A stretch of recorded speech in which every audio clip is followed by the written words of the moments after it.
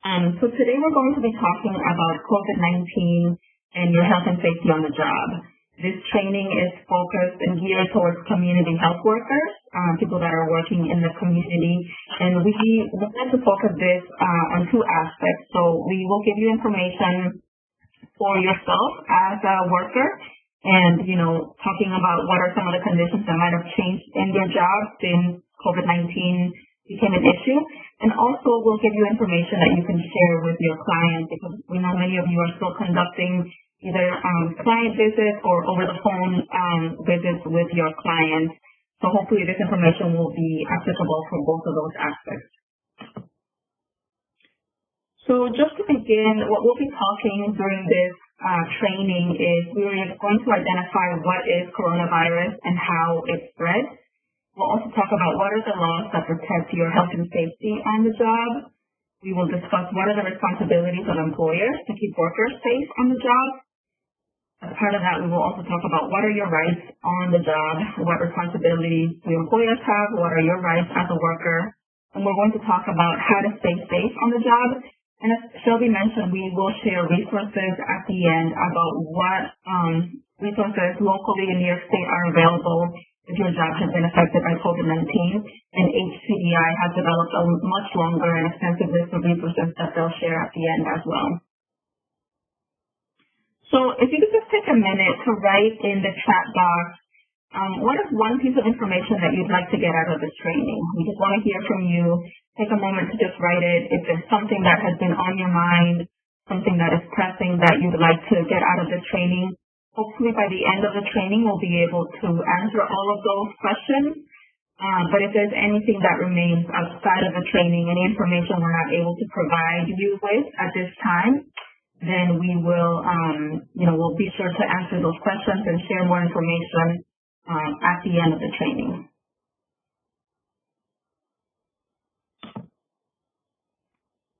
Okay, so just to give you an overview of coronavirus.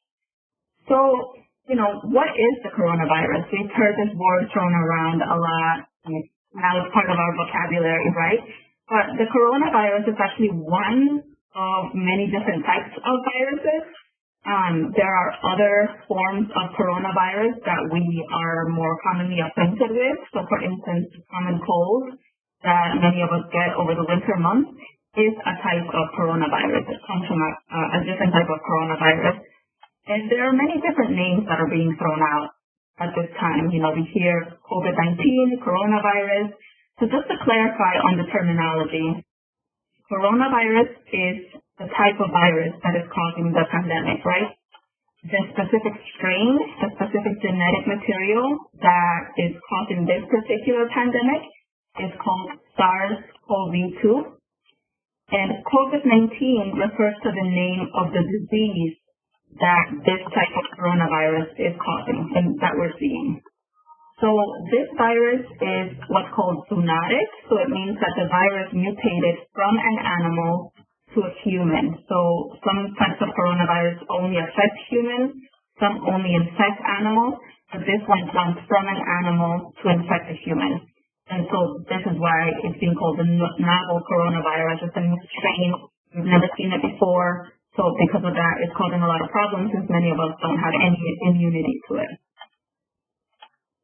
So how does the virus spread? It's spread, as far as we know, through respiratory droplets that are released when someone that's infected either coughs or sneezes. So as you can see in the image in the screen, when someone sneezes or coughs, or actually even talks, we release a lot of respiratory particles. And some of those particles, you may feel them, right? They're little droplets that you can actually see and feel. But there are many that are suspended in the air. So those are what we call aerosol particles. So they're small droplets, small particles that are suspended in the air and that we're not able to see or sense in any way. So the virus spreads when these respiratory droplets are released into the air, and either somebody that is infected, sneezes, and you come in contact with those respiratory droplets in the air and you inhale them, or you can also come in contact with the virus if you come in contact with a surface that has any of these respiratory droplets that fell when you touch an infected surface and then you touch your eyes, your nose, or your mouth, the virus is able to invade and come into your duct, your respiratory and mouth airways, and that's how someone could become infected. So we've heard a lot of questions around how long can the virus live. So the time that the virus can live depends on the different surfaces that it's on. So for something like copper that has antimicrobial properties, the virus can live on a copper surface for up to 4 hours. For cardboard or paper or any other type of similar material made out of cardboard, the typical time that the virus can live on it is about 24 hours. And then when we're talking about smooth surfaces, things like stainless steel or plastic, the virus can actually live on that surface for 2 to 3 days. So this is where it becomes important to make sure to disinfect areas that we're touching frequently. If you think about doorknobs and handles for doors, or if you're still working in an office area or you have to go into a building and you're touching an elevator button, these things are made out of stainless steel and they're being touched regularly. So if the virus can live for 2 to 3 days in these types of surfaces, it's important to know how to clean them properly, and then also just basic precautions not to touch your face or your eyes when you're out, and also to make sure to wash your hands. So what are the symptoms associated with the virus? As many of you have probably heard, one of the most common symptoms is a fever, especially developing a high fever, having a cough, in particular a dry cough, and one of the more serious symptoms is developing shortness of breath or having difficulty breathing. So it's important to note that not everyone may show the same symptoms or the same level of symptoms.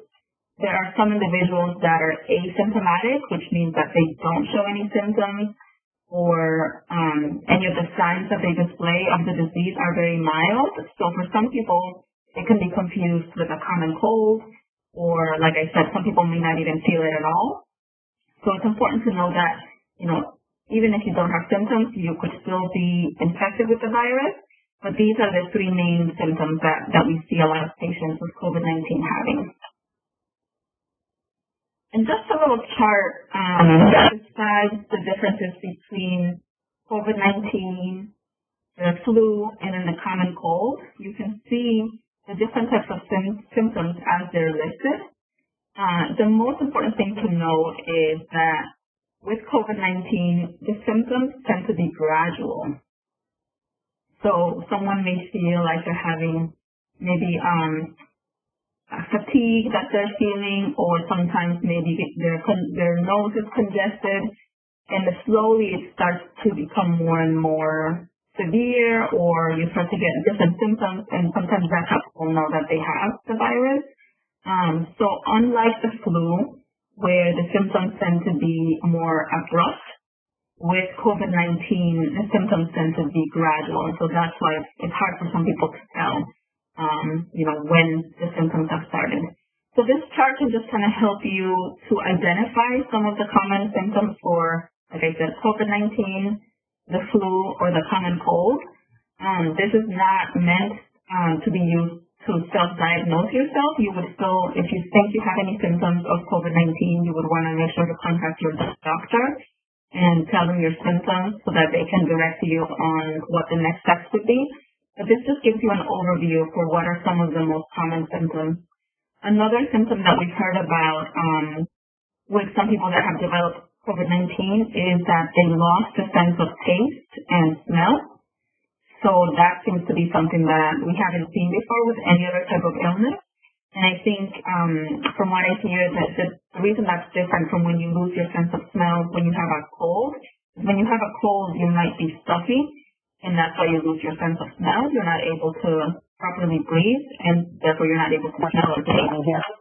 But with COVID-19, it tends to be more, you're still able to breathe, but you just can't taste or smell anything.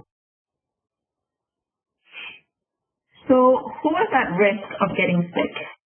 So everyone is at risk of getting infected with COVID-19, right? Depending on how many people you come in contact with, what type of work you're doing, we could all potentially be exposed to someone that has COVID-19. And everyone is at risk of transmitting COVID-19 to others. But like I mentioned, not everyone will show the same symptoms. Some people may be infected without showing any symptoms at all. Some people may show just very mild symptoms. And we've heard time and time again that the elderly, people that are over a certain age, and those with underlying conditions are the most at risk of having serious complications with the virus. But that doesn't mean that, those of us that are healthy and young should not take precautions, because everyone is ultimately responsible for minimizing the spread of COVID-19. Even if you don't think you have the virus, right? Some people don't know that they're sick, and they may be accidentally transmitting it to others. So it really is all of our responsibilities to make sure that we can keep our community safe and healthy. So when we think about workers, who do you think are some of the workers that are most at risk of exposure? If you want to just take a minute to fill in the chat, what are some workers that, as you're thinking about this topic, that you've heard about maybe on the news or that you know from personal experience are getting sick or are getting exposed to the virus? This chart that you see up here is a chart that was published by the New York Times a few weeks ago. It's an interactive chart that you can actually go through and select a job, and depending on that job, it'll show you on this chart what the risk of exposure is for those workers. So on the bottom axis, the horizontal axis, you can see that it says physical proximity to others. So it goes from 0 proximity to others to 100% proximity. How close are you when you do this type of work? And then on the vertical axis, you see how exposed someone may be to diseases, right? So from 0 exposure to a potential disease to 100% exposure to a disease. So if you look at the bottom left corner, where it says loggers, right? People that are logging, working outside, cutting down trees, they have very little proximity to others and also a lower level of exposure to diseases.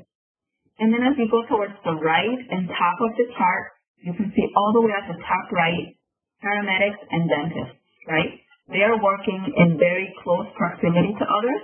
Paramedics are taking care of people as they're answering 911 calls. Dentists are working, right over somebody's face with an open mouth, and their exposure to diseases is very high, right? They're very closely working with people and potentially being exposed to diseases that other individuals may carry. So this is a chart that can kind of help to understand what is the risk to different industries, to different workers. You see nurses, personal care assistants, child care workers, janitors, and maids that are doing the cleanup after in an area where there might be a COVID-19 exposure. So you might find this useful and think about, some of the occupations that someone that works in or for yourself, just to see what is the level of exposure. So as I mentioned, the higher your exposure to people or objects which might be infected with the virus, the higher is your risk of COVID-19 exposure. So that includes individuals that are working in social services, helping individuals at the moment, anyone working with nonprofit organizations that are still seeing individuals face-to-face, having to do customer service, as we're seeing a lot of food service workers, grocery store workers, people that work in healthcare and home healthcare, people that are employed in nursing homes, taking care of individuals that are sick, and of course, like I mentioned, people that are doing the cleanup, so janitors, custodial workers. And then depending on your physical proximity to others that might have the virus, that also increases your exposure, your potential exposure to COVID-19. So again, people in healthcare, home healthcare, working very closely with individuals, emergency responders, again, cashiers, people in the grocery stores as you're being checked out. There's not a lot of space between the cashier aisles, and individuals that are working in bus transportation or other types of public transportation. there are in a lot of other cities a lot of infections among those workers, and we're seeing now even in the capital district that the buses are asking people not to board on the front of the bus where you might come closer to where the bus driver is, but actually around the back of the bus and putting shield guards so that people don't come at a certain distance with the bus driver, because you're in an enclosed space, very little air circulation, and a lot of people taking the bus. So in New York State, we have seen a rapid increase of COVID-19 cases. The majority of these cases are downstate in New York City, Long Island, and Westchester. But we have seen, even in the Capital District, that this number has gone up in the last few weeks. So this chart, it has the number of confirmed COVID-19 cases from March 16th to April 8th. So we see in April 8th, the number of confirmed cases in New York State was 151,000. And actually now, as of April 21st, the number of confirmed cases in New York State is 257,000.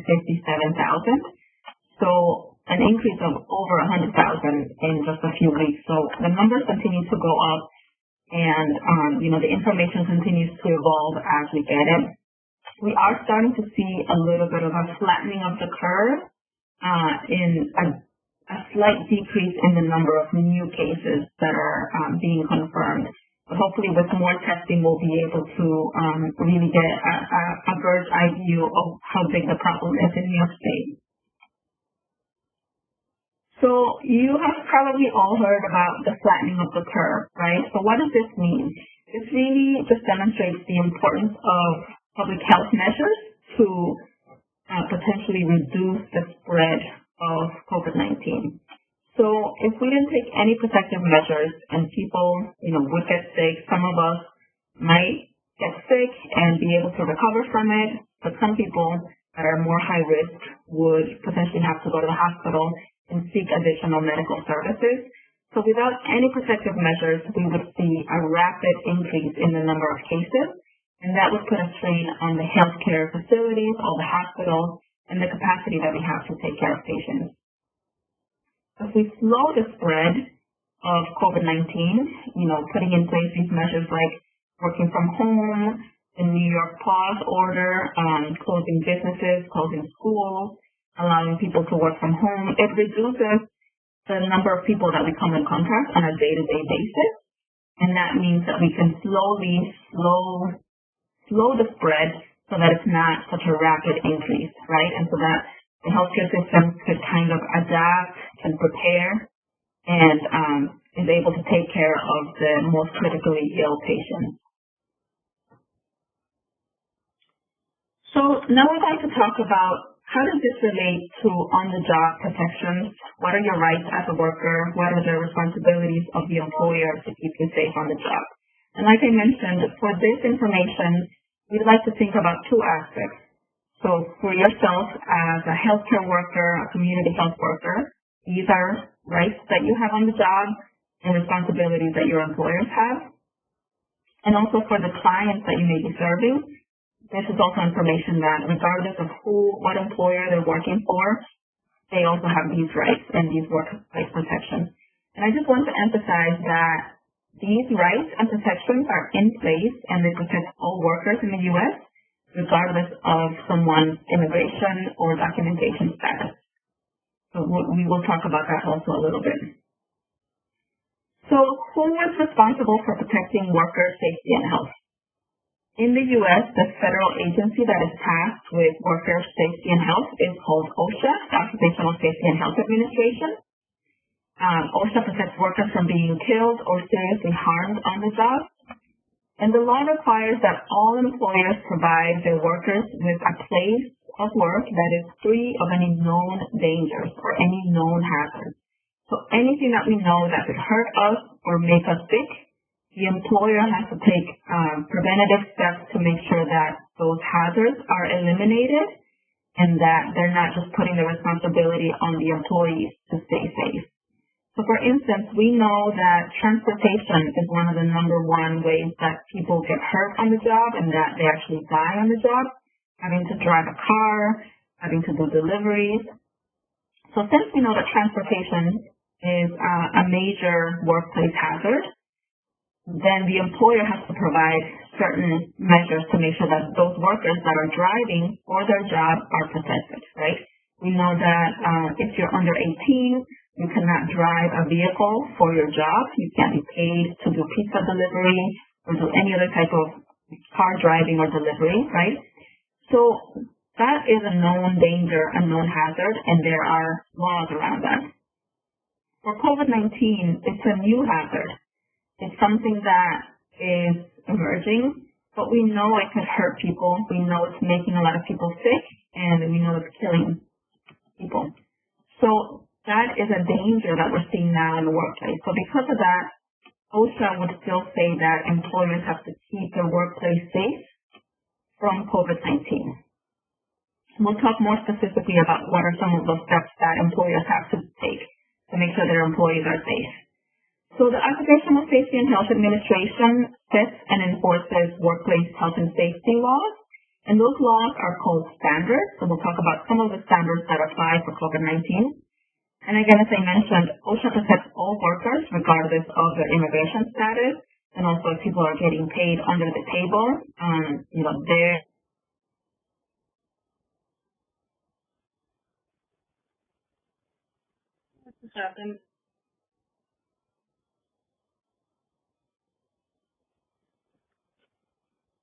that apply in this situation. With this public health crisis, we're seeing that there is a national emergency. We're in the middle of a pandemic, and we would say that all of these laws, all the OSHA standards and OSHA rights are even more important at this time of the pandemic because they're put in place to protect workers all the time. But at this time of a national emergency, we would say that these are even more important because we are hearing about workers that are getting sick on the job and that are dying. So the first standard that would qualify in this situation is the General Duty Clause, and that says that all employers have to provide their workers with working conditions that are free of known dangers. So like I mentioned, this is a very general one. It can apply in many different situations.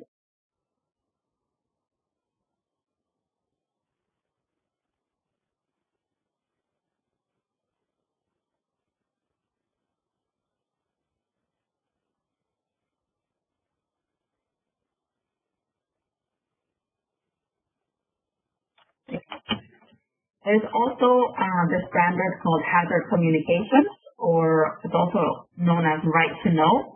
So this one applies more for people that are working with chemicals. In this time of the coronavirus, we're seeing a lot of people having to disinfect with heavy chemicals, maybe using new chemicals that they haven't used before.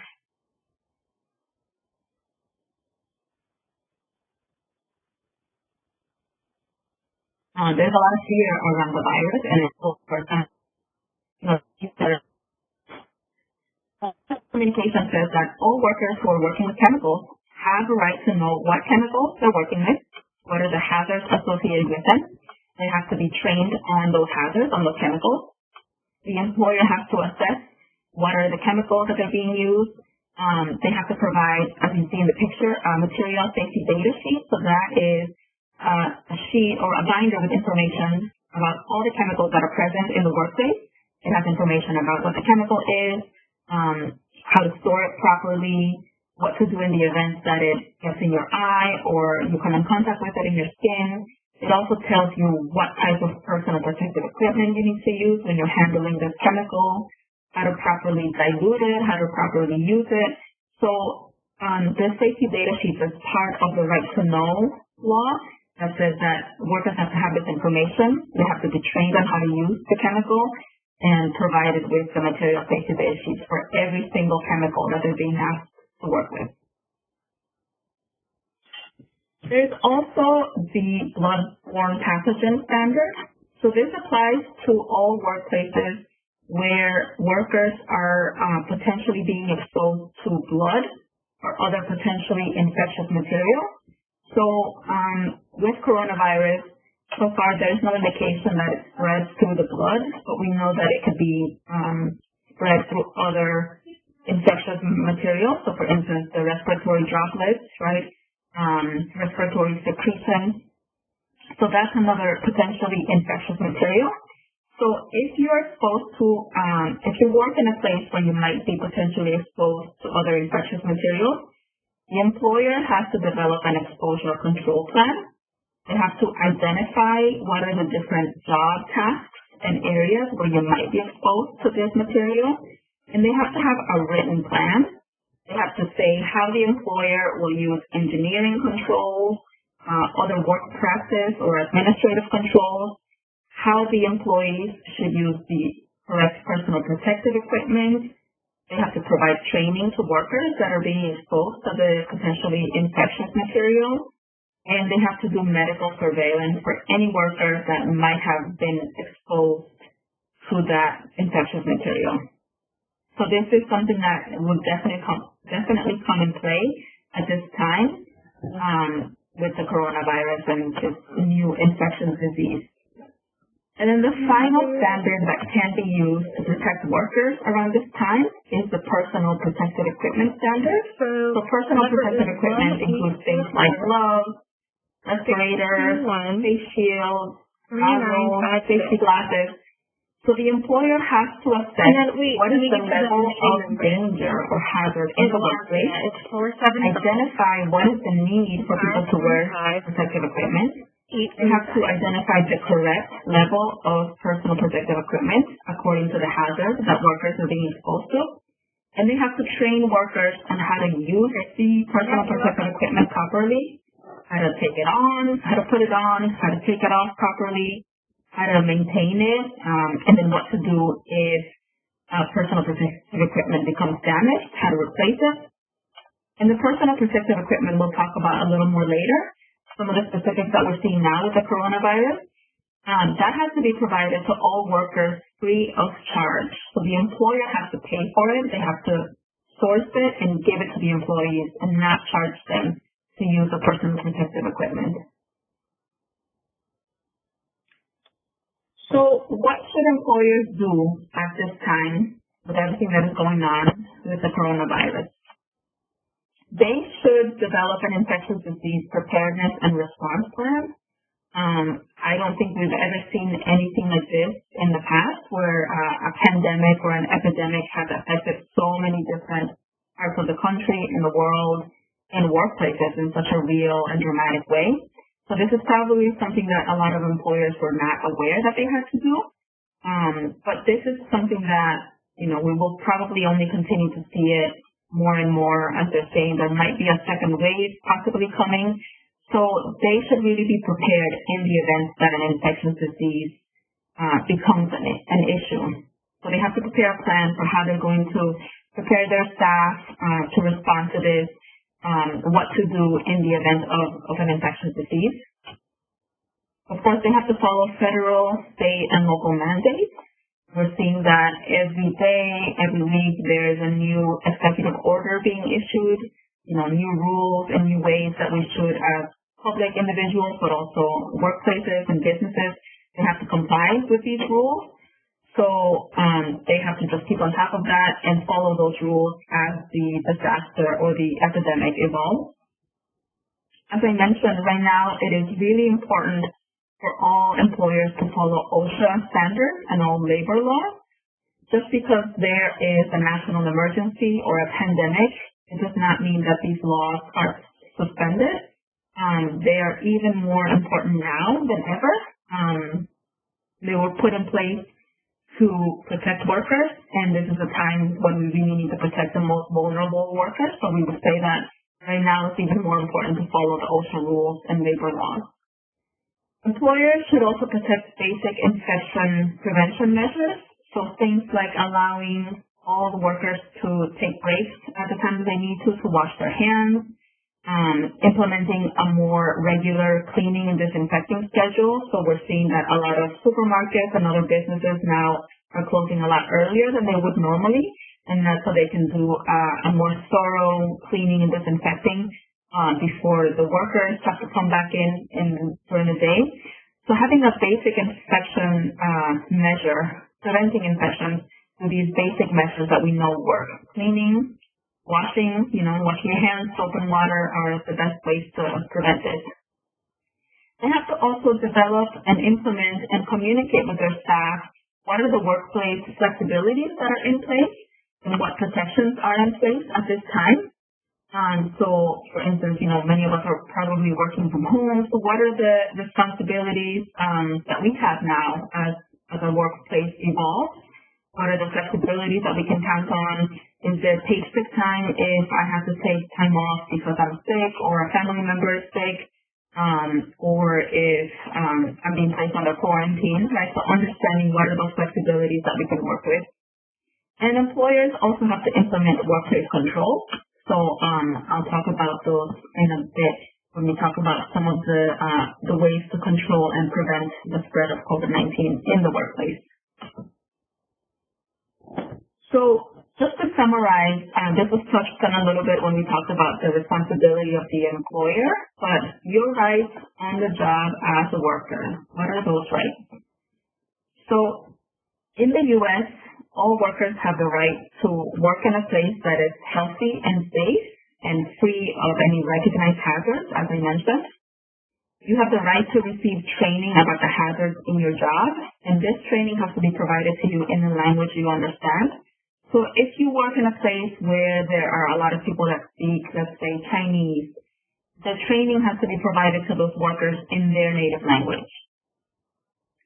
You have the right to go to the bathroom whenever you need to, and at this time it's even more important so that you can wash your hands regularly if you're still working in your regular job setting or in an office. It would be important to still have that ability to be able to wash your hands more regularly. You have the right to request an inspection with OSHA or file a complaint with OSHA. So if your employer is not following any of these health and safety rules, and you've been talking to them about fixing those problems, you have the right to call OSHA and request them to do an inspection of your workplace. And you can also file a complaint with OSHA, and they will, if you file a complaint with OSHA, they will likely do an inspection or they will ask the employer some questions to find out what are the hazards on the job. You have the right to refuse to do work that is dangerous to your health and safety. So this one is a little bit complicated because there are a lot of different steps that you have to follow before refusing to do your job. But I'll talk about what those steps are next. And you have the right to use all of these rights without fear of retaliation. So if you report any health and safety problems to OSHA, or if you talk to your employer about getting personal protective equipment because they're not giving it to you, or if you ask to see the safety data sheet, and after that, enforcing one of your health and safety rights, if after that you are retaliated against, let's say you're fired, or they demote you, or they cut your hours, that would be retaliation, and you can file a complaint with OSHA, let them know that you filed one complaint first, and then the boss retaliated against you, and OSHA would investigate because they specifically have a whistleblower protection program, and they take this very seriously. And you have the right to use all of these rights under OSHA without fear of retaliation. And again, this is also the case for workers that are immigrant workers, refugee workers, no matter what their immigration or documentation status is. So the right to refuse dangerous work. So if you feel like your job is dangerous or putting you in danger and you don't feel safe doing it, you have to meet all of these conditions on the screen. First, you have to talk to the employer. You have to have asked them to remove the danger and they fail to do so. Ideally, you would want to document this. If you have it maybe in writing or by text, or if you have another coworker that can vouch for you, that would be important. So that's the first one. You ask the employer to remove the danger and they did not remove the danger. And you also have to refuse to work in good faith, which means that you're not just trying to get out of a job that you find annoying or menial. You have to really be refusing to do the work because you believe that your life is in danger, and it's not just because you don't want to do it. You also have to somebody else would also have to agree that there's a real danger or threat to your health or safety by doing this job. Somebody else could come in and identify the hazard or the danger and agree that there is really a danger to your health or safety. And if there isn't enough time to go through the normal channels, which would be filing a complaint with OSHA, having them come out and do an inspection, OSHA then maybe citing the employer for some of these violations. If there isn't enough time to do that because you feel like your job, your safety is on the line at that time, and if you've met all of these other conditions, then you have the right to refuse to do dangerous work. And, ideally, like I said, you would want to document all of this, not just walk out of the job and refuse to do your job, but you want to make sure that maybe other people saw what you saw. Ideally, have it in writing if you can. If you've communicated with the employer over a few weeks, you've asked them to remove the danger and they haven't done anything, and that you really are trying to do your job, but you feel yourself being put, your life being put in danger by doing this type of work. Okay? And like we mentioned, if there are any questions at all throughout this presentation, please send them by text and we'll do our best to answer them at the end. And if we don't have an answer for you right now, we'll be sure to get back to you with more information. So how do you file a complaint with OSHA? You can do that over the phone. We have the phone number for the Albany area OSHA office that covers most of the Capital District and I believe all the way up to almost the Canadian border. You can also have just the 1-800-OSHA number, 1-800-321-OSHA. That one, no matter what part of the country you call from, they can direct you to your local area OSHA office. You can file a complaint through an online form that is found on the OSHA website, and the website is www.osha.gov. We'll give you more resources at the end, like I mentioned, and that website will be there, but the specific website for the form is up on the screen. You can also fax them or mail them a form, and in person, the OSHA office, the address is right there, so that's where you would also want to mail the form in if you want to file a complaint. So if you wanted to file a complaint, you can do that anonymously, which means that you don't have to say your name if you are worried about being retaliated against. The only thing is you would have to make sure that you give them enough information so that OSHA can determine where you work, so the name of the company, ideally the address, who your employer, supervisor is, and just have enough information so that they're able to do a formal and proper investigation. So if you could all just take a minute and write down in the chat, what are some things that you've noticed or that you've heard about that are being done at workplaces to keep workers safe? Is there anything that you've noticed, maybe either at your own agency or family members that you've heard about that work in other industries, or even as you're going about your day and maybe running a few errands as you're able to when you go to the supermarket or the post office? What are some of the things that you're seeing? So I hear definitely sanitizer, right? People being able to sanitize frequently, stay 6 feet apart, working from home, right? Yep. So some of us have the ability to work from home. Some people are not able to do that. They're considered essential or their job is not able to be done from home. But we definitely, especially now with the new executive order, we're seeing that it's now a requirement for people to wear masks, right? So no matter who you are, if you're outside, out in the public, you're now being asked to wear masks. Great, thank you all. So, let's see. So we're going to talk now about how to keep yourself safe and healthy on the job. So we'll talk about some of those more specifics about how we can keep this work safe. So the most important one that we're hearing about all the time is just to follow basic infection procedures, right? Following basic public health measures. So if you have to go outside to the public, make sure that you're able to social distance. That means staying 6 feet apart from anybody else. Like I mentioned, That's because of the way that the virus can spread, right, through respiratory droplets. There might be some evidence that the virus can spread past 6 feet, but, 6 feet is really a safe distance. If you're able to do more, that's great. Making sure to wash your hands with soap and water for 20 seconds. And actually, they say that soap is really the best way to get rid of the virus, because what it actually does is the chemical composition of soap actually breaks the barrier of the virus. And so as you're washing it, the soap acts to remove that outer layer of the virus, and it essentially kills the virus. And then with the water, you're able to rinse it off. Whereas with hand sanitizer, you're still killing the virus because alcohol does that, but you might still have some of the remains of the virus on your hand if you're not able to wash it. So ideally, soap and water, if you're able to access that. If you only have hand sanitizer, then that's the next best thing.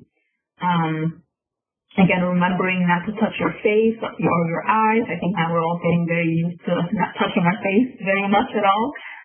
So, if you don't have to, especially when you're outside, I would say, you don't know what you're coming in contact with. When you're in your house, if you're making sure to keep everything disinfected, and at this point, no one that is outside of your family will probably be coming into your home.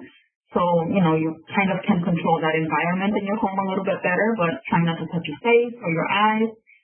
If you have to cough, making sure to cough into your elbow or a tissue so that those droplets are not spread as wide, but instead they're kind of kept more close to the person that coughs. And then, of course, doing regular disinfecting and cleaning of objects around your workplace if you are still working in your work site or around your home, especially things that we touch frequently like handles and surfaces. I was even thinking, we may not be going outside of our homes that much, but even if you just go out to check the mailbox or check your mail, and when you're coming back in, the mail person that's been going around to every house has touched all the handles, maybe making sure to clean those regularly just so that you're not potentially coming in contact with the virus.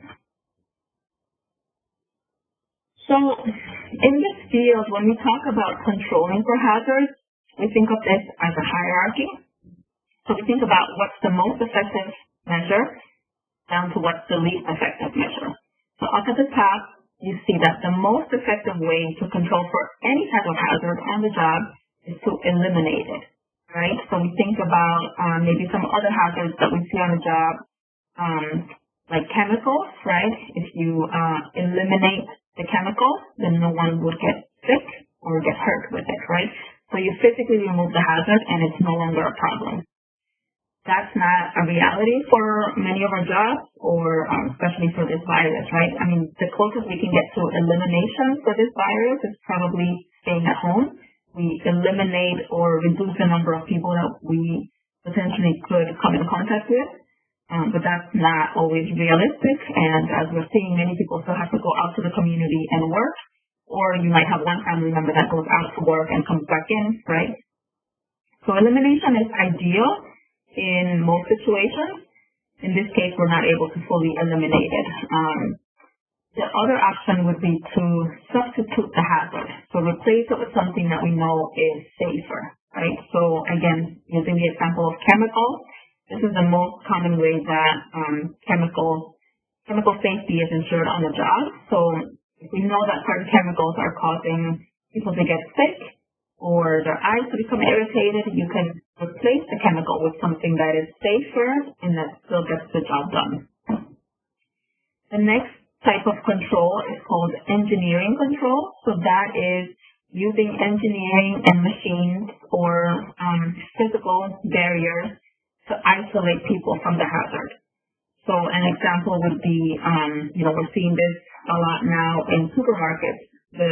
The physical barrier, the shield that separates where the cashier's area is from where you as a customer would be paying. So an engineering control works to isolate people from the hazard. Administrative controls are things like work rules, training, labels, and signs.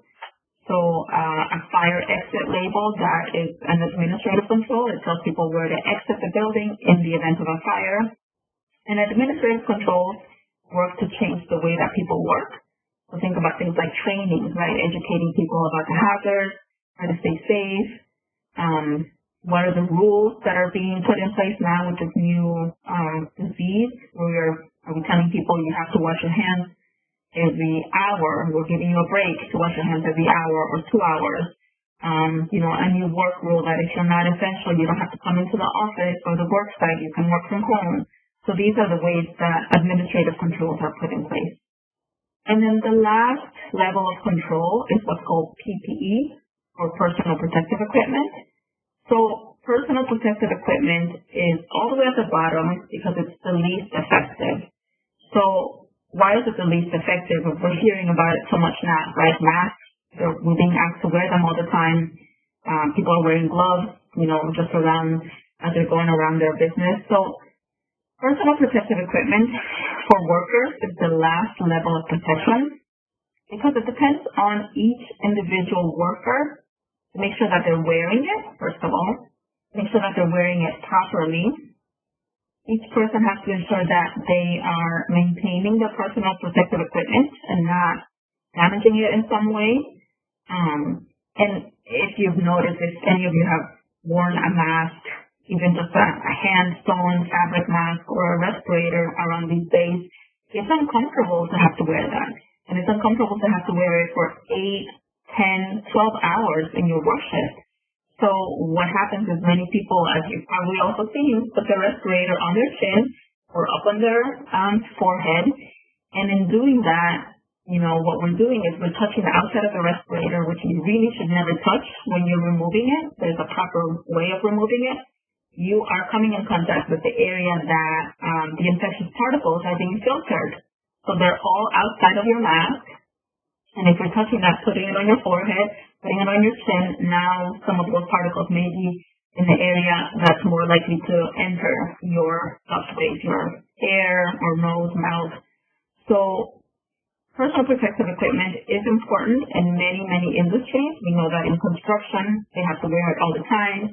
In healthcare, not just, with the coronavirus, but other times, people have to wear personal protective equipment in hospitals and if they're doing any type of healthcare. But there are other ways that we can also protect workers that don't depend on them having to remember to wear it, make sure that they're keeping it maintained, that they're putting it on correctly. There's just too much space for individual error. So that's why we say that personal protective equipment is the least effective method of control if we want to control for everyone on the job.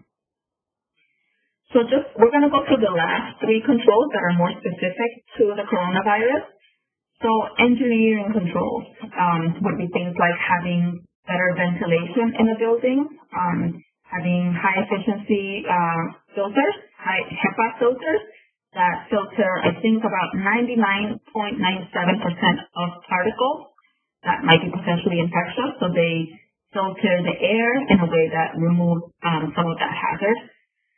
You can have a drive-through service, as we're seeing now with some of the drive-through testing, instead of having people go into a facility and potentially putting workers in more danger of getting infected. We're seeing drive-through testing sites so that the healthcare workers are safer. You could see plastic shields and other barriers. So we're seeing this more in grocery stores and banks and post offices. You could also put these in place in community organizations or offices. So you see that in a lot of Department of Social Service offices, they already have some type of shield. So that's another example of something that would be an engineering control to remove the worker from the potential hazard, which is potentially another person being infected. And then for administrative controls, those are things like policies, right? So we would want to make sure that the employer can adjust workplace policies to reduce the level of exposure to the workers. We would encourage workers to stay home if they have any symptoms. Make sure that there is a generous paid sick time policy. Around this time, we're seeing that this is, not a privilege, but actually a right to be able to have paid sick time, that there will not be any type of retaliation or reprisals or losing your job because you have to take paid sick time. And again, paid sick time is something that you can take if you have to take care of a family member that's sick, or if you yourself might potentially have some symptoms that are worried are part of the symptoms. And we'll also talk at the end about the new paid sick leave for COVID-19 related closures or quarantine reasons. If you are being asked to to go into quarantine, or if your job closes, then you might qualify for New York State paid sick time. The employer would also want to reduce non-essential travel and reduce as much face-to-face contact as they can. So, we sent out a survey before this training, and many of you answered that you're not doing any home visits, that all of these consultation visits with your clients are happening over the phone, so that's great to hear. So you'd want to reduce the amount of travel that people have to do, and also have less interactions with the public, less face-to-face interactions if you're able to. We would also say that workplaces should have more regular cleaning and disinfecting schedules, and in particular in high traffic work areas. So getting more used to a new schedule for cleaning and disinfecting, and we're probably seeing that now in many different work sites where people are just kind of cleaning all the time, no matter how many people are there and who comes in, right? We would say that the employer also has to allow for frequent breaks so that people can go to the bathroom and wash their hands. And this is essentially important for anyone who's an essential worker when you're still being asked to work at your job site and interact with the public. And the employer also has to provide training to workers on any emerging hazards like we're seeing now, and the new policies that are coming in place. So like we mentioned, there's always new information that we're learning about the virus, new policies coming in place from the local, state government. So providing training to workers so that they know how to comply with these policies would be really important. So how do you know if you have to wear personal protective equipment? I know now with the new executive order, we're being asked as public residents to wear a mask if we go outside in an area where we cannot keep social distance from other people. So if you're out walking, just in your neighborhood, if you're able to take a walk and you're not going to be running into anyone, you don't have to wear a mask. But if you are in an area where you might come in contact with a lot of people, let's say if you're going to the grocery store or the post office or any other type of area where you are not able to guarantee that 6 feet or more between yourself and somebody else, and you have to wear a mask. Any type of, it can be just a scarf or a respirator or surgical mask. But if you're being asked to wear personal protective equipment on the job, it's your employer's responsibility to assess what hazards you face in your job and all the different tasks you're being asked to do. If you're being asked to wear personal protective equipment, the employer has to select the appropriate level of protection for your job and for the risk that you might have. So they have to think about, the appropriate level of protection depending on the work that you're doing. They can't be asking you to wear something that's very uncomfortable for the type of activities that you have to do. But they also have to think about what is the level of risk for a certain hazard. The employer is responsible for training workers on the proper use of personal protective equipment. And like I mentioned, the PPE has to be provided at no cost to the workers. So they cannot charge you for the personal protective equipment. They cannot ask you to buy it on your own. I know that there are some workers that may not be covered by this because they're independent contractors if they're working for Lyft or Uber or Grubhub. So in those cases, because they are independent contractors, they would have to purchase the equipment on their own. But for anyone that is working under an employer, where that employee-employer line is very clear, the employer has to provide you with the personal protective equipment. So we've been hearing a lot about what is the difference between a face mask, a surgical mask, or a respirator. So on the left, you see a surgical mask or a face mask, right? The lighter blue one. So a face mask really only protects others from you if you're wearing it. So a face mask, it is a level of protection that we see maybe in hospitals where, if you're sick, you would want to wear it so that you don't infect anybody else. But a face mask does not offer any filtration for pathogens or infectious particles.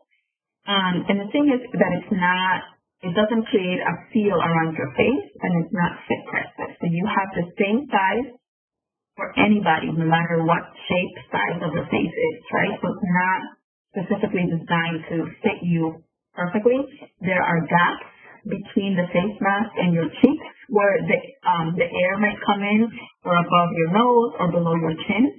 So at this time, it is recommended that everyone wear a face mask if they're going out in public.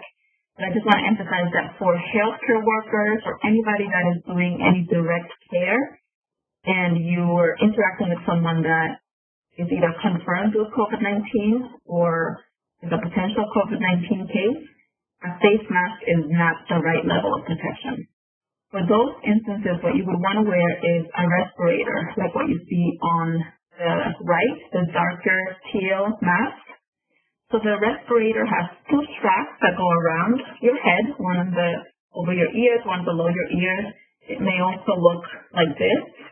There are many different types of respirators on the market, and the lowest level of protection that you can get with a respirator, it comes from a respirator that is called the N95.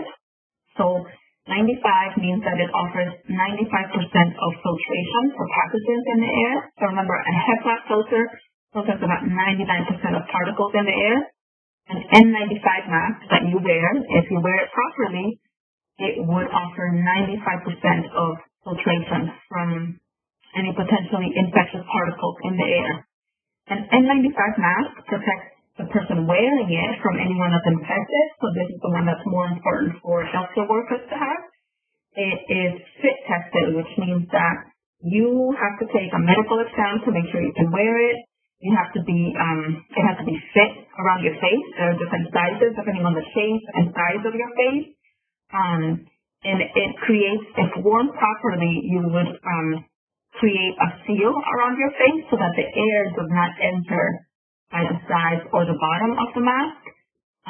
If you have any facial hair, you would be asked to shave to remove the facial hair. I believe you can probably have just a goatee and a beard or a little soul patch. But the skin around where the respirator is has to be as smooth as possible so that it'll create a perfect seal, because air will flow through the path of least resistance. So if there's less resistance on the side of the mask, the air will come in this way and you're not going to get that filtration that you need. So just to clarify, we are being asked to use face masks, but if you have to do any type of essential work where you are being exposed to infectious particles or people, then you would want to wear an N95 mask as a minimum. So the proper fit for an N95 respirator. So we see that there are a lot of people that are wearing masks and respirators, and as I mentioned, you might see them around the store walking with the mask down at the chin or up on their forehead, and this is not the correct way of wearing it, especially if you're wearing an N95 respirator, because then you're not getting any of the filtration that you need, right? So the proper way of wearing it is you would want to make sure that you put it on correctly. There's a proper way of putting it on, and that there's one strap above your ears, one strap below the ears. You want to make sure that the nose strap is correctly molded around your nose so that you can assure that there's a seal. You would want to make sure that you do the proper fit test. So again, if you have to wear one for your job, your employer will train you on how to use it properly. I see a question that if an N95 is not available, so we'll answer that at the end. But basically, you would want to make sure that you have a perfect seal around your face, and that your employer also has to train you on how to properly take it off. Because like I mentioned, when you take it off, if you're touching the outside part of the respirator, this is where all the infectious particles may be, right? So you don't want to touch that when you are taking it off. So you would basically want to pull it from the straps without touching the front of the mask. And as you see in the picture where the person's wearing the red maroon shirt, that's an incorrect way of wearing it. The nose strap is on the chin in the first picture. When the straps are crossed, that's incorrect. And then, of course, if you are wearing it around your chin or up on your forehead. Okay. So now I'm going to see if I can pull in my coworker, Angela, to talk about proper glove protection, proper glove wearing and hand protection.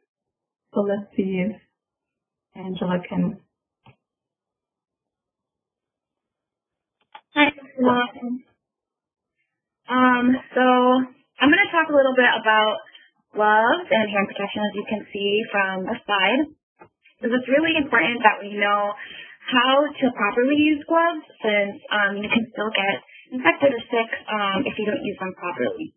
So it's primarily important that you remember to wash your hands before and after you wear gloves, especially if they tear or break. I'm someone who wears rings on my hands, so always making sure that you take off the rings so that they don't actually puncture any holes will really make sure that you're safe. So I'm going to talk a little bit about how to put them on. As you can see, I have some gloves here. If you can't see my screen, that's okay, because you can see the little drawings on there. But so the first thing, right, is making sure that I wash my hands before I put on my gloves. And then as I put on my gloves, I want to make sure that they're the right fit for your hand as well. That way, they're not sliding off or you don't get anything in them. And that way we can ensure that your hand will fully stay safe. Because sometimes it can, be like bodily fluids, but other times it can be chemicals that can also be really harmful for your skin. And lastly, when putting them on, we want to make sure that this top part is rolled all the way down. That way there's no chance of any contaminants kind of getting in there. So I've done what I needed to do. My task is done, and I need to take off my gloves. But how do I do that safely? Well, it's actually pretty easy. All I'm going to do is I'm going to pinch my glove right here at the top of my wrist. And without touching my skin, I'm going to pull off the glove and take it completely off, like this. So I want to make sure that all of the contaminants stays on the inside. And see how I didn't even touch any part of my hand.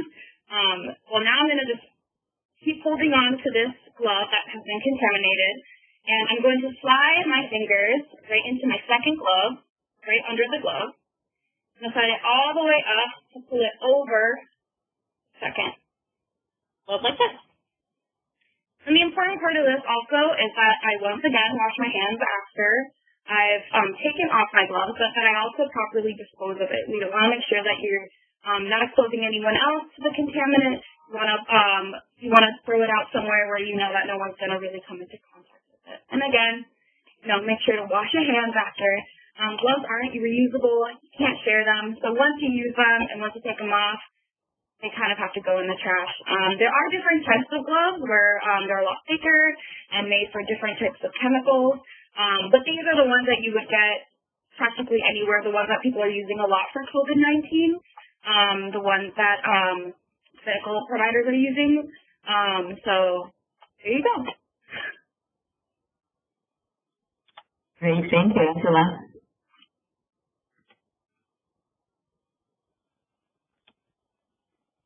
Let me just advance the screen. So now we'll talk about what are some of the additional protections that are available to workers in New York State around COVID-19.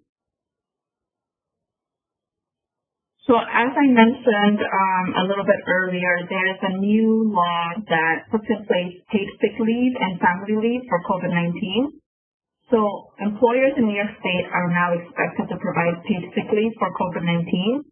If you have to take quarantine, if you're being asked to quarantine at home, if you have to take care of a family member that's sick, or if you yourself develop symptoms of COVID-19, you are now able to take paid sick time, even if your agency or organization does not offer paid sick time. So the number of days that you get really depends on the size of your company or your organization. So if the organization is between 1 and 10 employees and has less than $10 million in income, the employer is not required to provide paid sick leave for COVID-19, but you're able to access New York paid family leave or disability benefits.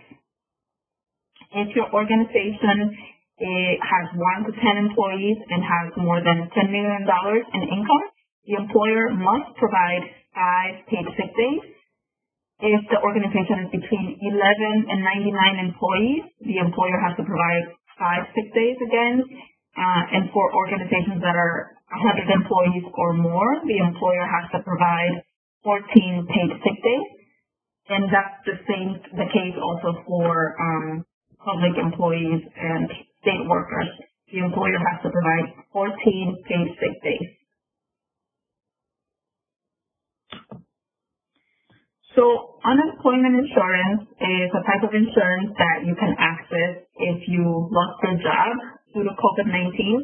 So that if your company has to close and you're not able to work, if you were fired during COVID-19, your agency or your organization does not have enough money to pay you, you're able to access unemployment insurance.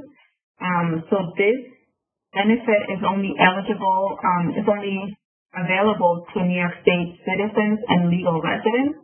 So any immigrants that are undocumented are not able to access unemployment insurance. In New York State, typically they have a 7-day waiting period when you from the day you lost your job to the date you can be eligible to receive unemployment insurance. But now with the COVID-19 crisis, New York State is waiving that 7-day period. So as soon as you know that you are losing your job, you can apply for unemployment insurance. And another thing that is new around this time for unemployment insurance is that anyone that is self-employed or an independent contractor is eligible to apply for unemployment insurance. So that's something that would be a good benefit to anyone that might be working, for themselves or if you're working as an independent contractor. And so the way to file is we have the website here, and also there's a phone number that you can file. I think the waiting time is very long for people that are filing over the phone, so they're recommending people to file online if possible. And they're also asking people to file on the day of the week that corresponds with the first letter of your last name. So as you can see, looking at the first letter of your last name, file on that day that matches the first letter of your last name. And then if you miss any of those days, you can file on Thursday, Friday, and Saturday or Sunday. They also have people available that you can file with over the phone. So I'm going to see if we can get Alex Bell. We have a workers' comp attorney joining us on the call that will give us a little presentation about workers' comp. Alex. I'm here. Can you hear me, everybody? Yes, we can hear you. Okay, wonderful. So first of all, good afternoon, and thanks for allowing me to participate today. For those people I haven't met, my name is Alex Bell, and for the last 25 years, I basically eat, breathe, and sleep workers' comp and disability law, representing individuals and their families throughout New York State with their New York workers' compensation, New York State disability retirement, and Social Security disability type claims. And I wanted to give you an overview about types of claims, particularly as they pertain to COVID-19. And let me just first start off by saying that, as we all know, these are very serious times, and I'm happy to speak with any of you or answer any questions that you may have to help you navigate through these claims. I think there's a lot of information that is being circulated in the media about whether these types of claims are or are not covered under workers' compensation. So I wanted to talk about workers' comp in general and how we believe that there is a pathway to have successful claims to protect you and your family to the extent that you have an injury or an illness that could be related to a COVID-19 situation. I think it's also important to keep in mind from the outset that we're really navigating on new waters for the most part, and there's not a lot of precedent in this area. So to not be discouraged, to not give up, to not necessarily be influenced by certain insurance companies who are trying to force people into disability benefits as opposed to workers' compensation. Each of those cases have to be decided on a case-by-case basis. So with that said, in that preview, let me just say that workers' compensation in general provides someone who is taken sick or develops an injury or an illness due to their work with two big basic benefits. Number one, medical coverage. And that medical coverage would be for whatever it will take to make you better now and into the future, and would also survive your employment to the extent that you are no longer employed with the entity where you contracted the injury or illness. With that, you're also entitled to be reimbursed for your travel to and from doctor visits and any other diagnostic testing, for example. And then secondly, the other main or big basic benefit is the money benefit. And that really comes in two forms. It comes in the form of a temporary benefit for temporary disability, and it comes in the form of a permanent disability benefit for injuries that are permanent in nature and or cause death. And likewise, those benefits would be paid under the workers' comp law, and who would be responsible for paying those would be the insurance company that is insuring the employer. In the case of a self-insured employer, they would be responsible for it, and it's typically handled by their what we call third-party administrator. In New York, we're basically looking at two types of claims. Regardless of the injury, regardless of the illness, regardless of the exposure, the claim is generally going to either be characterized as an accident or it's going to be characterized as an occupational disease. And what we look at to make that determination are the specific facts, the type of work that you do, whether the exposure and or the diagnosis could be considered a risk inherent in your employment, particularly for those of you in the healthcare field, and that would be potentially an occupational disease because the argument would be that your exposure, your interaction with the patient, and what happens therefrom would be a risk inherent in that employment. On the other hand, it may very well be an accident. I understand everybody's accustomed to something happening suddenly and unexpectedly and injurious impact when an accident occurs. But under the workers' compensation law, where we can demonstrate that a condition developed over a reasonably definite period of time due to unusual or extraordinary environmental conditions, that can likewise be a compensable accident under the law. And so with that said, again, we look at the facts to see how can we best make a compensable claim under the circumstances. Now, as it pertains to COVID-19 in particular, the claims that we're already starting to see and help people with are basically going into two different categories. Number one, you tested positive for COVID-19 and we're making a claim that it was as a direct result of exposure or exposures in the workplace. Number two, on the opposite extreme, if you will, are those individuals that have been exposed or believe they have been exposed and are subject to a mandatory quarantine, for example, or perhaps a voluntary quarantine. If you look at some of the literature that has been published by some of the major insurance companies in New York State, they are suggesting that quarantine in and of itself without a diagnosis is not enough to move forward with respect to a workers' compensation. And I would say to you at this early stage of these claims that that would not be the approach that I would take in the first instance, and that I would still look to see whether this could be a compensable claim under the workers' compensation law, particularly where you're subject to a mandatory quarantine, number one.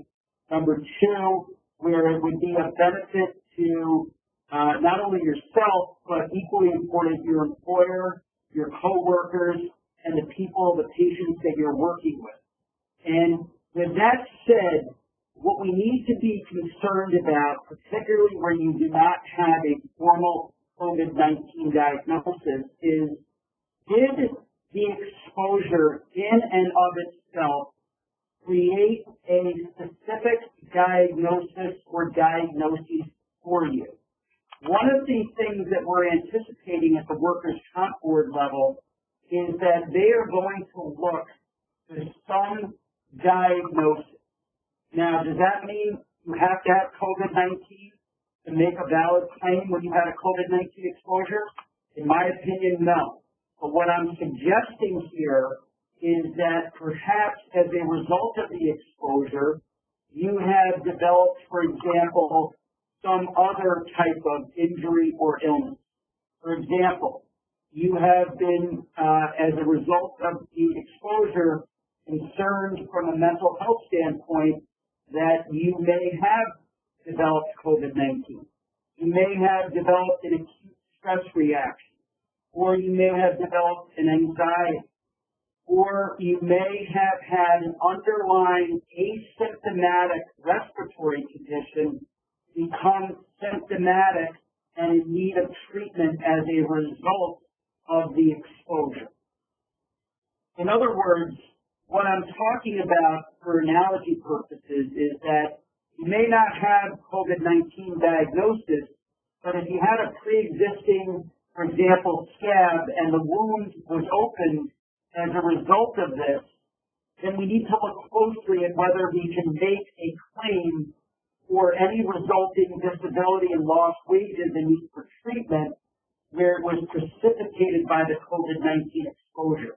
And I think that's especially important for those individuals that were exposed, subject to quarantine, but do not have a formal COVID-19 diagnosis. I think you may run into issues that if you come to the workers' comp board and say, yes, I was exposed, yes, I gave notice to my employer timely, and yes, I filed a claim with the board, which we'll talk about, there still may be a obstacle if there is no specific diagnosis or diagnoses that you can point to that in some way are related to this condition.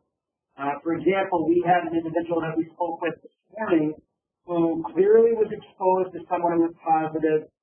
Clearly the employer put them out on mandatory quarantine. Clearly they now have a wage loss as a result of that. And the discussion between the client and then the patient, ultimately the doctor, is there a specific diagnosis that I now have that I either didn't have before or became symptomatic as a result of this? And if we can make that connection, then there can be a potential compensable claim even in those circumstances. And with that said, I'm not saying definitively that quarantine standing alone will not constitute a compensable claim, but from what we've seen thus far from some of the insurance companies that have showed their hand, they're suggesting that that should be disability, and I would suggest otherwise, particularly in this early stage of development. As far as notice and claim filing are concerned, in any situation where there has been an exposure and then ultimately a diagnosis, for example, you really should, and your coworkers really should be doing two things. Number one, you should be providing notice to your employer in writing within 30 days of the exposure or the diagnosis if that happens to be later and you weren't certain of when the exposure may have occurred. Number two, and this is something that I think many people forget to do in the context of workers' comp. Notice to the employer is not enough. That is step one. Step two certain that you literally file a claim for compensation with the New York State Workers' Compensation Board. And that would be through the filing of what we call a C3 form, which is available on the Workers' Compensation Board website. You want to make certain that that is done within 2 years of the exposure, if possible, or certainly no later than 2 years of the diagnosis. And the reason for that is because absent the claim form being filed with the board, the Workers' Comp Board may never get notice of this claim, and you don't want to have a situation where you're making the claim more than 2 years after the accident. I think what we've learned thus far is that the period of time between exposure and symptomatology is much shorter, obviously, than 2 years, but we still are learning a lot, and we still don't know what the long-term effects of the injury or illness may be. So good practice is to do both things. So number one, notice to the employer. Number two, claim filing with the board. The other thing that I think is very important for everyone to be aware of is that not to have tunnel vision during these periods of time when it comes to pursuing possible legal avenues to protect you and your family. I didn't tell you this in the beginning because I really wanted you to like me, but I used to be a Division I hockey ref for 25 years. So basically I wasn't getting yelled at enough as a lawyer or my wife, so I had to go ref hockey games to feel better. But basically, the way referees got in trouble is when they had tunnel vision, when they missed certain pieces of the ice surface and they didn't get the whole big picture. It's the same thing in this forum with lawyers, with people who have had injuries or illnesses. You may have, as Rosanna talked about earlier, an unemployment claim. You may have a workers' comp claim simultaneously. For those people that are really impacted and cannot return to work, there may be a Social Security disability claim. There may be a New York State disability retirement claim. All of these situations arising out of one particular episode. So what I would tell you in that regard is if you do have questions, if you do have concerns, you want to look at this from a wide-angle lens and make certain that you speak to someone who can help you navigate in this area. And I'll say in closing that in terms of hiring someone to represent you to help navigate these matters, you're not allowed to pay anyone any money to represent you directly. The way these claims work is that ultimately you're successful and there's ultimately a money award that is granted to you, whether that's accrual restoration or lost wages or both. Then the attorney fee typically gets paid out of that. But under no circumstances would you send anybody any money directly to help you, even for a consultation. No one should be requesting any money for that. And let me just say, in closing, for those people that have been fortunate to not be sick and continue to work and do all the wonderful things you're doing to support everyone, you should still be keeping a diary or a log that we can potentially go back on and determine when and how you may have been exposed. One of the questions that I saw come across a few moments ago was, how can I pinpoint or how do I know if my exposure took place at work? And as you can imagine, the worldwide spread of this virus has really called into question whether you would have contracted it regardless of whether you were at work. And we anticipate that that argument's going to be made. But what we've suggested to people is to keep a contemporaneous diary or log. Record as many details as possible. When did the exposure occur, if you know? What was the approximate time of day and night? Where were you located? Can you identify the specific individuals who had the virus? Can you estimate the length of time that you were involved around that individual? Were you wearing any personal protective equipment? And the people that you were around, did they have symptomatology? Were they coughing, sneezing? Did they have a raspy voice, watery eyes? Whatever it may be, any of those will help, especially if you don't know exactly where it occurred. And especially in the healthcare field, we do not need to pinpoint the exact date and time in which this occurred. We do not need to do that. However, the more details you can provide, the more we can demonstrate that this was something that was a risk that flowed out of your employment. And if we can show that, then I think we've got an excellent opportunity to be successful. And I've got to just say one more thing about the medical necessary to be successful. A lot of people will ask me, do I need my doctor to say definitively that I have this diagnosis and that it's related to my work activity or my employment? And does the doctor have to say that with 100% certainty? The answer is the doctor does not need to state with 100% certainty that it is related to your employment. In fact, the doctor doesn't even necessarily need to state it's within a reasonable degree of medical certainty. What the doctor needs to be able to confirm is that there is a relationship between the diagnosis and that it's rational to conclude that their opinion or conclusion is appropriate based on the evidence which is made available to them. So with that said, what obviously we're looking for, if possible, is for someone to be able to say, yes, it is related, but if it's not something that they're willing to say because they can't go that distance, stating that it's probably related, it's more likely than not related, there's a relationship between the two, all of that can be generally enough to be successful. And remember, too, if we can demonstrate that it occurred while you were in the course of your employment, there's a presumption that it arose out of your employment. So a lot of good things to think about that can protect you if you need that level of protection. And I would just say in the meantime to, number one, continue to keep diaries and logs, and if necessary, reach out to the appropriate legal professionals for help in this regard.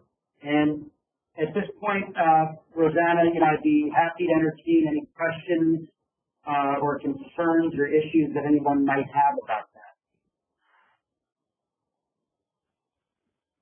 Great. Thank you so much, Alex. We're just going to wrap up with a few resources and then we'll open it up to questions. So just to summarize, here are some of the health and safety resources we shared and mentioned throughout the call. The number for OSHA, the number on the website for the Department of Labor, the Workers' Compensation Board in New York State. There's an occupational and environmental health clinic that is based in Albany that can help with diagnosing illnesses that are job-related. They're based in Albany, New York, but there are other clinics that are throughout New York State. And then on the right side, the different coalitions for occupational safety and health, or COSH groups, that are in New York State.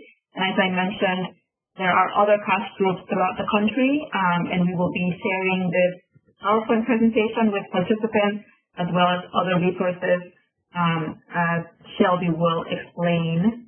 Then Shelby. Right. Hello, everybody, again. Thank you, Rosanna, for that excellent presentation. I just want to quickly go through some of the resources. So we're going to share the slides and the recording after, so don't worry about writing any of this down. So basically, we have a few different slides here, and they're not all encompassing, but we just tried to collect all the information that we could around any service changes that were happening due to this epidemic. So first we have some utilities. So for our out-of-state guests, some of this will be relevant because some of them are on the national level and some aren't. So I tried to put it through based on the national stuff on top. So we have some information on utilities. Obviously, you guys are all probably aware that National Grid has done some things. Spectrum has also been helping out AT&T, Verizon. So there's just some information there for you guys. Just want to go to the next one.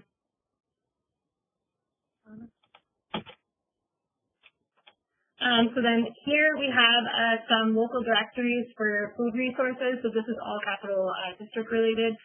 But here you have a link that can take you to all of the food pantries. It has all of the hour changes, things like that. And then down here on the bottom, Spectrum News, they've come out with a list where they put in all the information related to schools and school lunches and families and additional stuff related to food access here. And this is just some general information about any sort of regulations that have changed in regards to WIC or SNAP, anything like that. So all of these are links that you can click through to get more information. This one here is resources around our school meals. These are all links as well that you can click through. And we also have some information here on housing. New York State has done some work in this area with the evictions moratorium and things like that. So we got some information here related to that. And then this is New York specific housing and Capital Region resources. So Capital Region Homeless Assistance Resource Guide is available, and here's a few links as well for other organizations. Mental health and substance abuse, we've got on here, this is all local stuff as well. And then I wanted to give some information on employment. We obviously know that a lot of people are losing their jobs right now. So here is a list of some places that are hiring, as well as some guidelines around that as well. And then lastly, I just put in here a couple of education resources. Kidsactivities.com has put together a list, and it has information regarding a lot of free subscriptions. So there are some people putting a lot of free information out there to help people with that homeschooling. A lot of people that, a lot of your clients probably are in need of help with homeschooling. So that's an option. Also, Staples is offering printing services. So that's something that can be used as well. There's some legal information here for anyone in the Capital Region, and then some child care information for the Capital Region as well, if anybody needs that. All right, so now we're going to open it up to questions. So I'm going to turn it over to Emily. She's one of our other public planners, and she will go through this chat here. She's been going through, and she'll go ahead and start asking some of your guys' questions. Hi all, my name is Emily. I just want to thank Rosanna, Angela, and Alex for their really helpful and informative presentation. I think that really cleared up a lot of things, some concerns for people. I know that it cleared up a lot for me. So we received a ton of wide-ranging questions, really helpful ones. So let's just kind of start off with one that we've got a couple times there. So people wanted to know, like, okay, we know what employers are doing currently, but what can we expect when life kind of goes back to normal? You know, what is this transition back to work life going to look like? And what can employers do to prepare for it? So I think at the moment, there's not a lot of information about what it will look like as we go back to normal. From what I'm hearing, there will probably be a staggered return to normal for different industries. So looking at what industries are more essential and that have a low level of exposure to the virus. So some of those essential businesses will start to open up in situations where people are able to do more social distancing. I think for those that are able to still work from home, it'll probably be expected that we continue to work from home for the time being. And I think we'll just have to see as the guidance rolls out, because there's a lot of unclear questions around that. Yeah, definitely. We got another question from a participant that was wondering, can employers mandate employees working from home to record and report their temperatures back to the employer? If yes, should they be providing work-at-home employees with thermometers? So, the utensils that they would need to do that.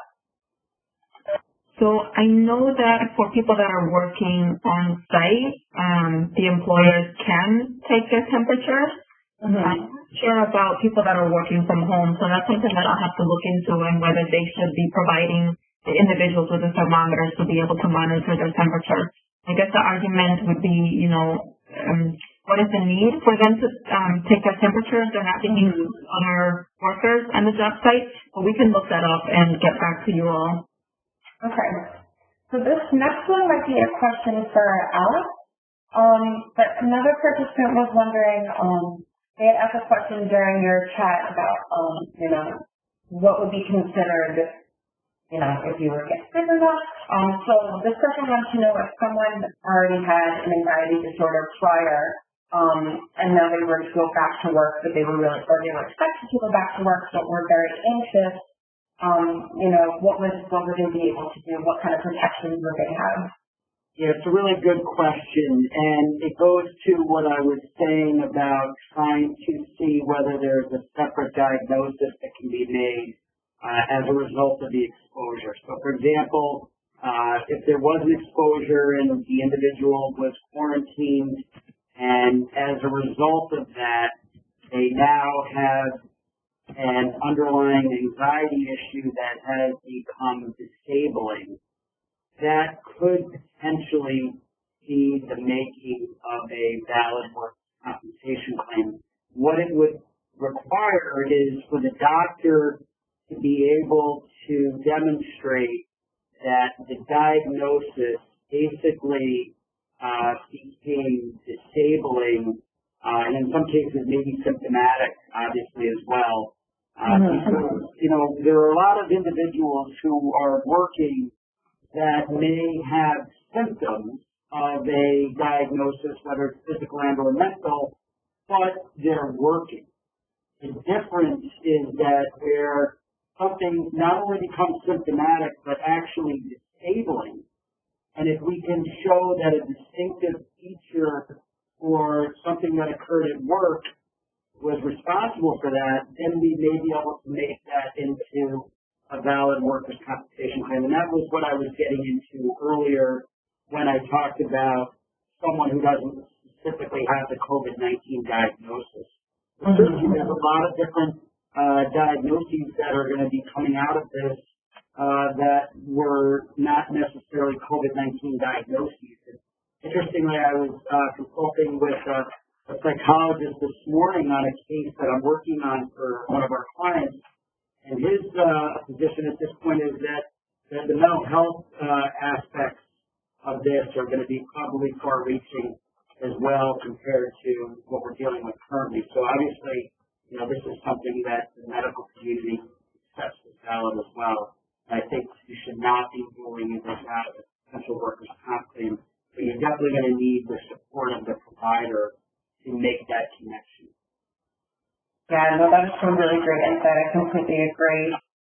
So maybe Angela can answer this next one. She might be the PPE expert. We've got some other additional questions about the mask. So a participant wanted to know if an N95 is not available, are there any alternatives? And additionally, can you wash an N95 with water? So actually, I can answer that. Okay. So if an N95 is not available, I would say that someone, depending on what type of work that they're doing, there might be other masks or face protection that they could wear. So we've seen people wearing a surgical mask with a face shield. A face shield is just like a plastic sheet. There's no seal created around the face. It's just providing a shield around the face, but with another type of surgical mask that might be effective. Again, it depends on what type of work they're doing, what the level of exposure is, and remember that it's the responsibility of the employer to determine that hazard and the level of hazard to then determine what type of equipment they need to wear. If someone is working in an area where there is a COVID-19 case or a very high likelihood of being exposed to COVID-19, they could also wear a powered air purifying respirator called a PAPR. So it's attached to an air purifying mechanism. So you might see someone in a full Tyvek suit with this respirator. There's no outside air getting in. They're just breathing air that's being purified actively. But again, it depends on the level of exposure that they have to COVID-19 patients. But for most of us, if we're working in contact with other people, someone's an essential worker and they still have to conduct on-site, visits, home visits or something like that, then I would say, wearing a surgical mask and gloves if they feel the need to, or just making sure to wash their hands before touching their face or anything like that would be effective if they're not able to have an N95 mask. And then in terms of cleaning or washing the N95 mask, so we've heard a lot about this. It's actually not recommended that you wash it or clean it or disinfect it with anything else, because that might compromise the effectiveness of the filtering system. There are some studies that are looking at whether ultraviolet light could disinfect an N95 respirator, or vaporized hydrogen peroxide could be used to disinfect a respirator, but this is more in hospital settings where they have the machine that's available to disinfect a large number of respirators in that way. But at the moment, we wouldn't recommend anyone to be washing their respirator. If you're using one N95 respirator and you're only using it occasionally to go out to the store or to conduct some business, you can keep using that respirator for some time. But when N95 respirators are really meant to be disposable and one-time use only, so that's for people that are working with a high level of exposure, and they're wearing it all day and it's getting a lot of moisture and steam from our breathing. But if you're just using it occasionally, you can extend the life of it a little bit without having to wash it or disinfect it. Okay, great. Thank you. That was really helpful. We just got another question in the chat. Kind of wants to know, there's been talk about using a coffee filter to line the inside of masks for protection. Got any thoughts about that, or has that been something that's come across recently? I haven't heard of that, but I know that there's a lot of people, people are volunteering to sew cloth masks or other types of handmade masks as an effort to put some type of filter in between. I haven't heard about the coffee filter, so I'm not sure about how effective that would be. But I know that, I think just providing a certain level of protection, mostly for those of us who, without being aware of it, might have the virus, and as we're talking or coughing or sneezing, we might infect someone. I think that a surgical mask or a cloth mask would provide enough protection.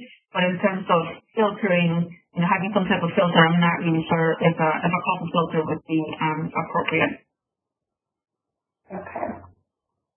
So we got another question about leaving the N95 outside for a few days. Someone had heard that it was, you could do that for like 72 hours. So is that also something that you've heard of, or the effectiveness being, decreased if you leave it outside?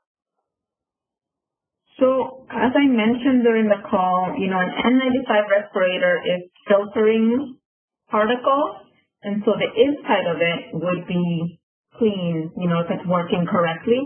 That means if you're not touching the outside and then touching the inside.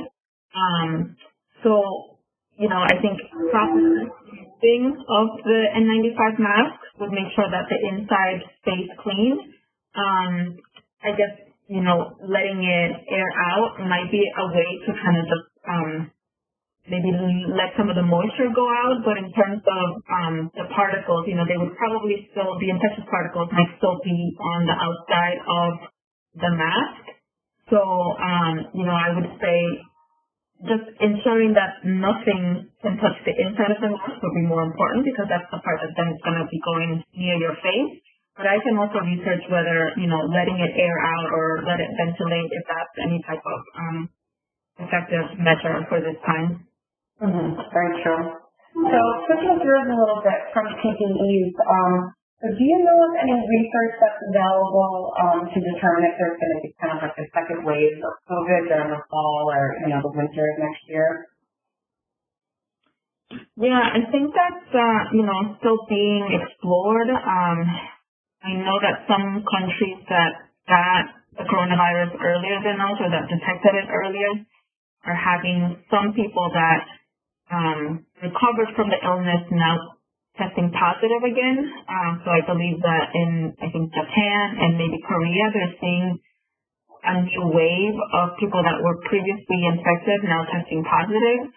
I'm not sure. I haven't read all the research to know whether, that means that it's a second wave or if they just never fully recovered. They just thought that they were getting better, but now they still have the virus in their system. But I think, if we're thinking about community preparedness and emergency preparedness, I think it would be smart to just think about the possibility of whether that might happen in the fall and winter, if there's going to be another wave of the coronavirus, affecting us again, just because we can't predict, we don't know enough about this virus to be able to predict that far in advance. Yeah, very true.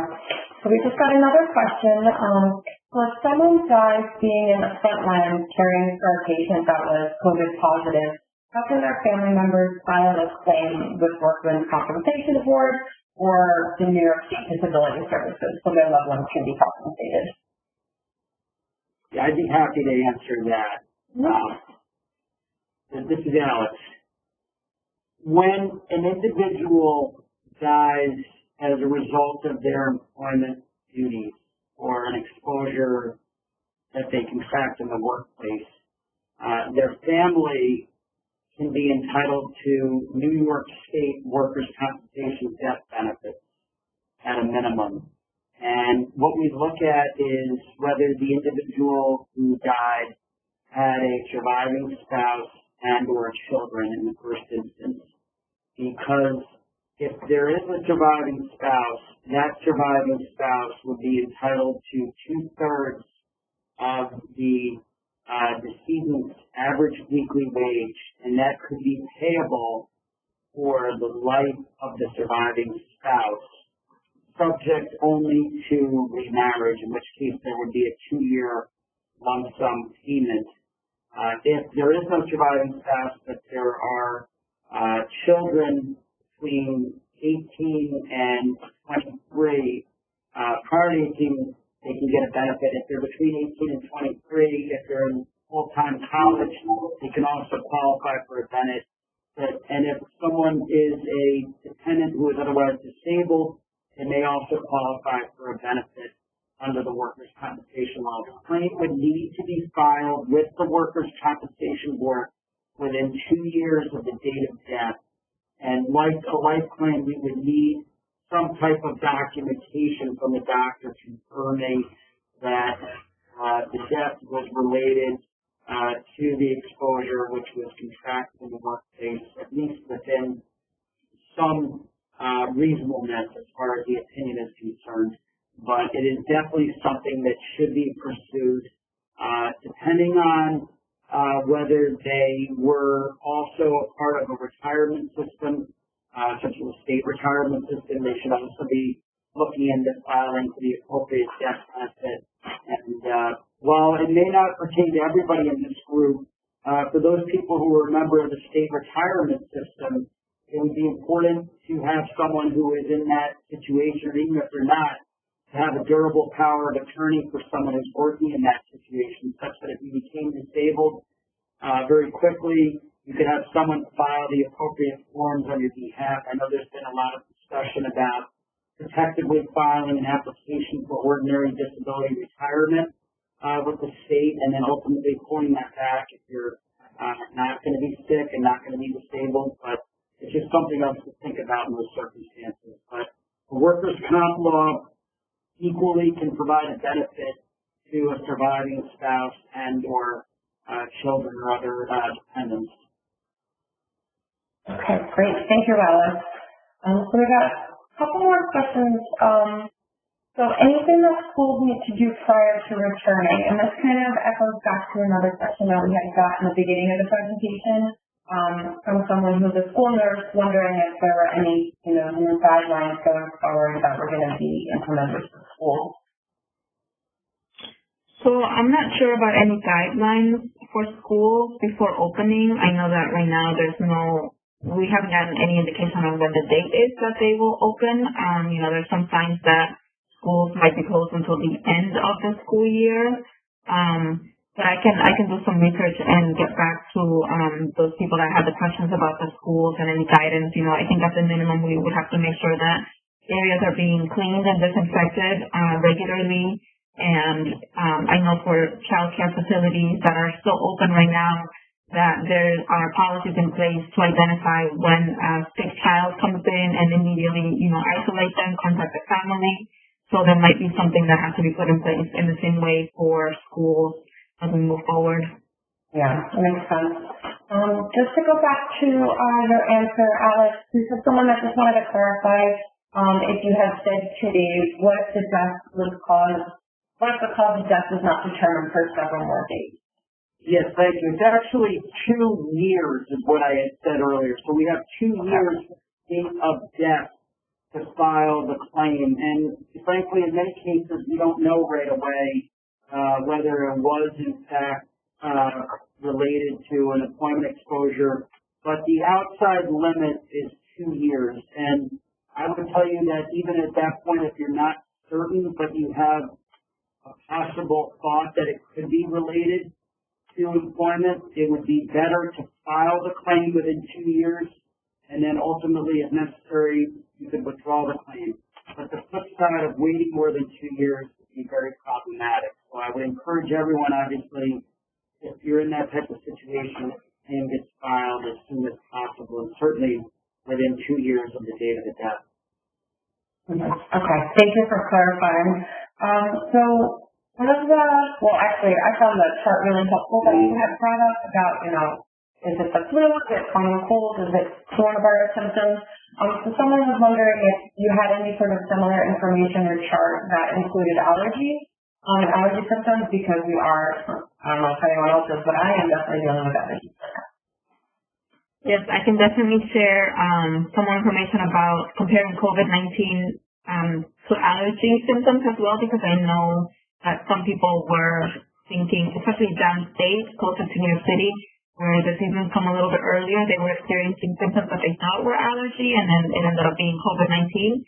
So it's important to be able to differentiate. So I can definitely share that. Let me share the resources. Okay, great. Thank you. Does anyone else have any other questions they want to put in the chat? We still have maybe time for 1 or 2 more. There was a question sent to me instead of everyone about washing groceries after you get them. Do you have any comments on that? If that's something that people should be doing?